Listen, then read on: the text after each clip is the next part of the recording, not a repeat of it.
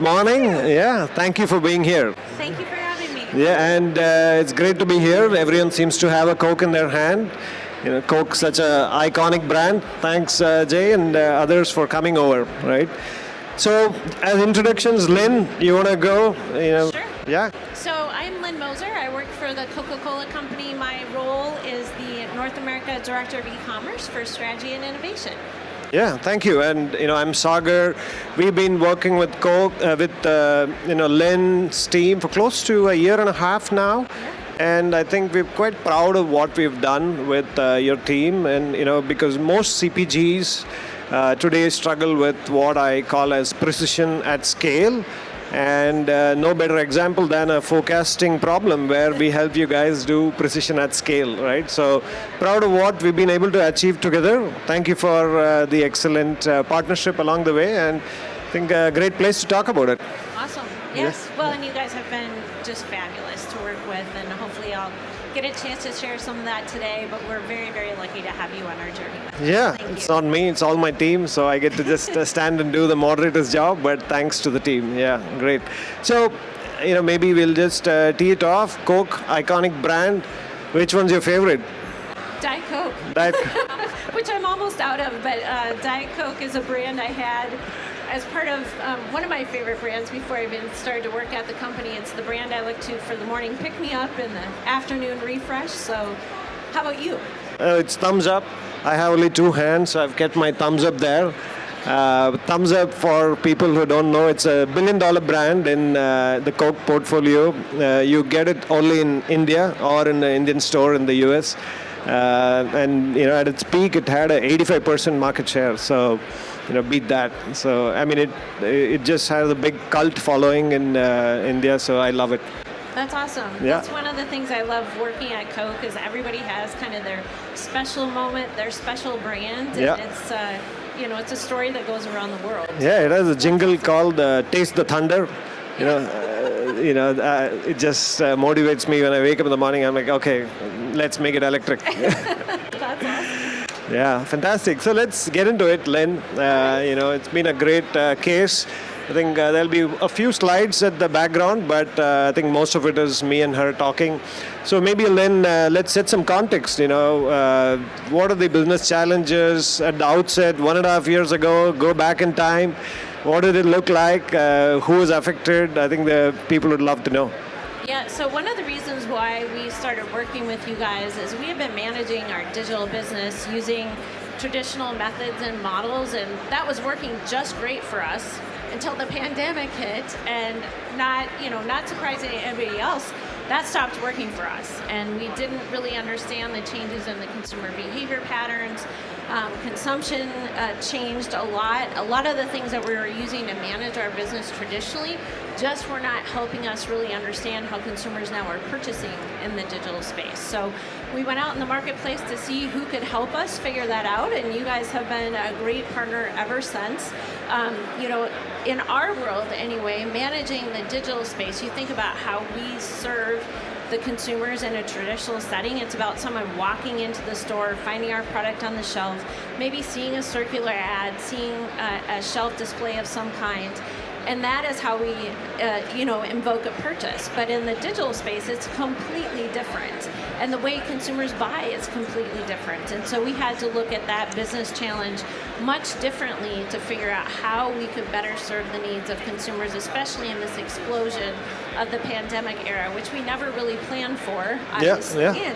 And not a lot of other people did. So, and we're still, trying to level set what that business looks like, both with the traditional model and the digital model. Yeah, no, I remember talking to Joe Davis, I think it was Feb 22nd of 2020. It was, COVID was just starting off, and, it's been a wild ride since. I mean, from a forecasting perspective, all the algorithms would have failed. Somehow we made it work, right? People at the outset think, hey, forecasting, Azure has some, Databricks has some.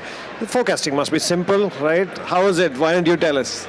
It is not simple. I mean, you can make it simple, but that maybe doesn't give you the information you need for really good decision making. When you look at a company like ours that has I mean, we're data rich, we really are. We have a plethora of data, but sometimes that can be really debilitating. When you have too much data, you don't really even know what to look at to help you make really good business decisions.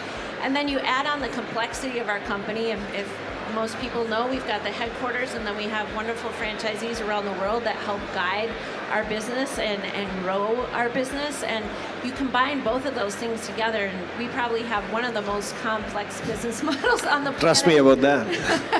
And so, working with you guys, you really helped us isolate those data sets that were most impactful and critical to us understanding our digital business. I mean, trying to figure out those things that traditionally we thought, that would help us determine what was going on in the digital space. That is not what ended up happening. And you guys spent a lot of time with us really figuring out what are those things that help us determine what the digital performance can look like for us. Yeah, and that's a common trend. Like last night at the Databricks happy hour, there's a gentleman from AB InBev, world's largest beer manufacturer, and we are talking about demand forecasting problems.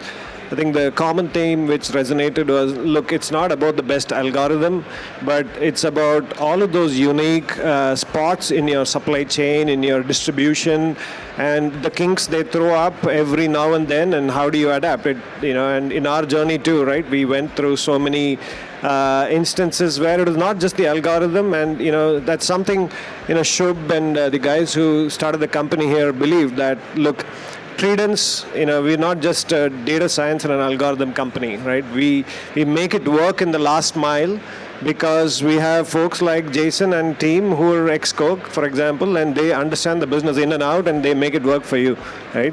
But, teeing off a question there, Lynn, when it moved beyond the algorithms and onto adoption, right? What kind of challenges did you face?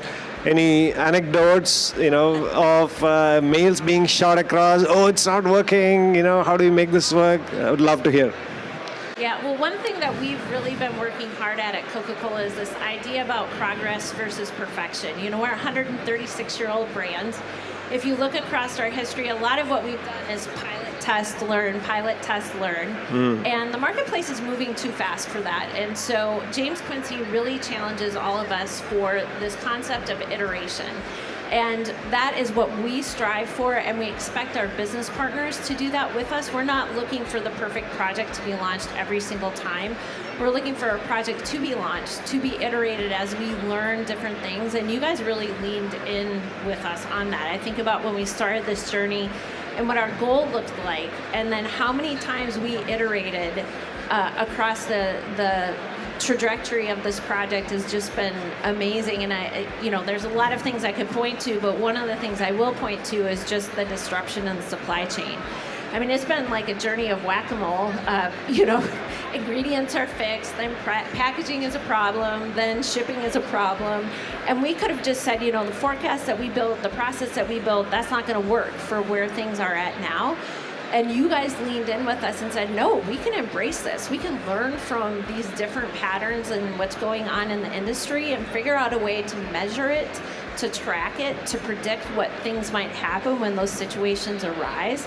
And so to your point, we started off with a project vision and iterated on it, and then iterated on it even more to such a level that now we have very good data science behind all of these algorithms, all these different things that we see in the marketplace that are really helping us isolate those incidents and understand how that impacts our business and make business decisions as a part of that. So I think that's again a common theme. What we see, when we start a data science or a data engineering project for that matter, especially something with direct business impact, along the way there are going to be surprises, right? And it takes a lot of just intent to stay put and not accept defeat sometimes and say, okay, we'll figure this out and let's try a different way to skin the cat, right? So just to maybe take that to the next step, what do you think success was, and what is the aha moment for you?